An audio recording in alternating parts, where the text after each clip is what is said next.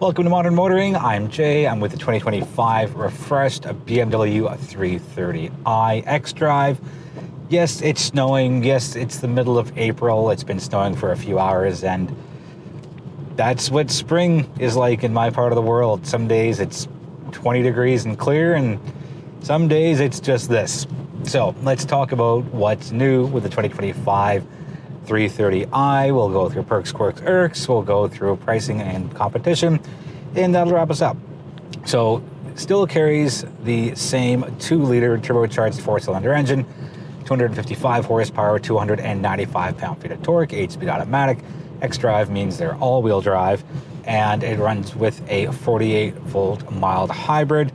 So same numbers for that side of things. Now on the what's new side, is it's got a retuned chassis, and BMW says it enhances the performance versus comfort balance. I don't fully notice it compared to the 2024, but BMW has made some tiny refinements. There's 2 new exterior colors, this being one of them. It is the Arctic Race Blue, other one being a Vegas Metallic Red.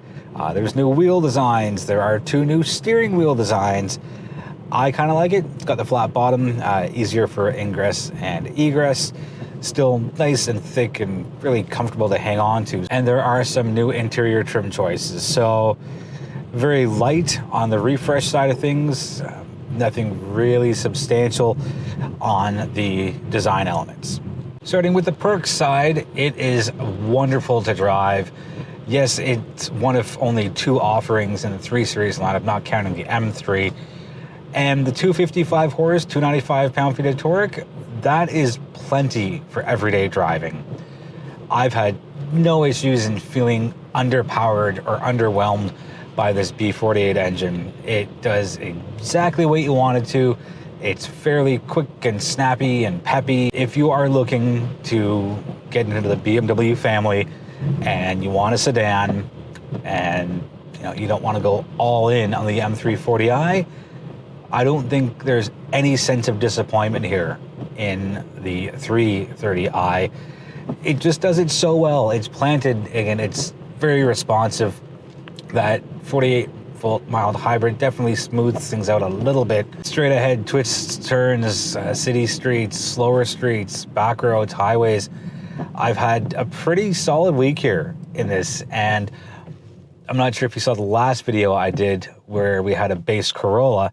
Not saying this is a base Corolla, but this is the lower of the 2 in the modern 3 Series lineup, with the M340i again being the alternative. So I'm happy that BMW Canada has put this on the fleet, because it's kind of a sleeper car, right? For those who, again, don't really need or want the bigger engine with more power, this performs so well. You really get a good feel for the car and what it does and what it can do, what it's capable of. So that's the biggest perk here, just the driving dynamics, driving feel, and how the 330i does it so well. Another perk are the unassuming looks, and it looks like a, I don't want to say plain, but it's not as standoutish as the M340i. The thing that jumps out to me the most are the 2 large exhaust finishers, and aside from that, it's pretty much business as usual here. Another perk is also another piece of what's new here, and it's the iDrive 8.5.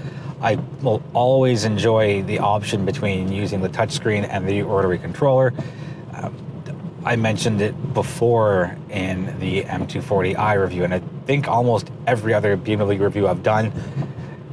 You don't have to like the touch screen, you don't have to like the rotary controller. I thoroughly feel consumers will enjoy having the choice between the 2. For BMW's smallest offering, it really doesn't feel all that small. The cabin's a good size, the sunroof really opens things up.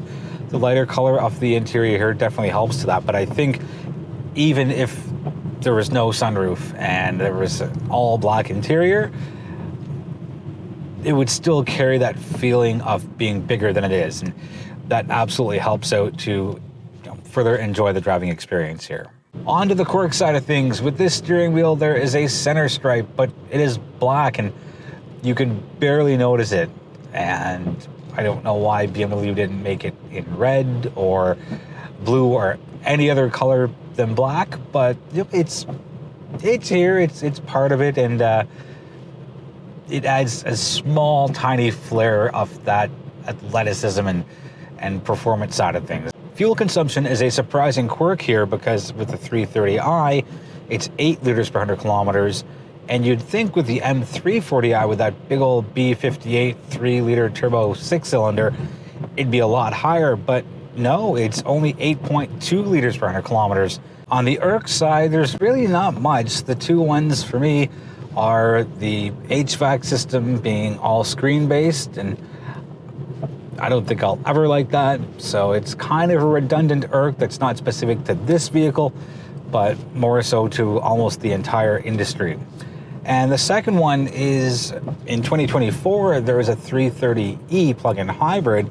Not the case anymore for 2025, but there really wasn't much of an announcement about it, and it kind of just quietly went away. And I feel that if they kept it for 2025, it may have slightly encroached on the sales of the i4, knowing that the i4 is a full-out EV and it's not the same as a plug-in hybrid at all. But that's my guess as to why it went away, which is too bad because I've driven the 330e and it was a really solid vehicle as well that bridged the gap between full-on gasoline and EVs. So BMW is looking to have, I believe it's 50% of their entire sales be electrified by 2030, and well, something had to give, so there's that. On the pricing side, the Canadian MSRP rings in at $56,900. If you are, for whatever reason, cross-shopping this with the M340i, the M340i is $14,500 more for a Canadian MSRP of $71,400. Stay with me on this. You can get a BMW X1 28i for $48,300, so almost $10,000 less than this. 241 horsepower, 295 pound-feet of torque, same as we have here. Or you jump up to the X1 M35 with the higher output, coming in at 312 horsepower and the same 295 pound-feet of torque for $58,300. 7-speed in the X1, 8-speed here. And by no means am I saying a compact crossover is the same as a compact sedan, but if you are within a set budget of, in and around $60,000 as an MSRP, and you want something with a little more power, well, a lot more power for that matter, the X1 M35 might be worth looking at if you are looking to stay within the compact sedan world. Well, the options are obviously a lot different, and I'll get to that in a sec, but it depends on what your needs are and what you're looking for. That said, if you are looking for a luxury compact sedan, you can also look at the Mercedes-Benz C-Class. You can look at the Audi A3/A4. Lexus has the IS, and Genesis has the G70, and Acura has the TLX, although I really don't see the TLX lasting beyond 2026. That's my prediction. You heard it here first. I just don't see a future for it. So there's not a lot of competition, but I think out of all of the ones that I've mentioned, the one that comes closest to driving dynamics is the Acura because of that super handling all-wheel drive, and it's just so good to drive. Slightly different because German luxury versus Japanese luxury, close but not quite identical. So yeah, the C-Class does well. I find the C-Class rides a little rougher, and I haven't driven the Audi A3, A4 yet. So that's where we land with that. But if you, again, are looking for a compact luxury sedan, this 330i does it so well, and it does so many things exceptionally well. It's got modest looks on the outside, very comfortable and spacious on the inside. Decent amount of cargo space, almost 500 liters, so good for functionality. And it's the sleeper car, I feel, in the luxury segment. I think a lot of people will first look at the M340i before they look at this. So if you are, again, looking at this, definitely take this out for a test drive, put it through its paces, see just how impressive it can be for you. And on that note, that's going to wrap things up for the 2025 BMW 330i xDrive. Let me know if you have any questions on what you've seen. I'm happy to get you answers as soon as possible. And I'm always happy to engage in respectful conversation online. I encourage you to join our social media platforms. We are on all of the major ones. Without you, there is no modern motoring. So I thank you, I appreciate you, and I look forward to seeing you in the next video.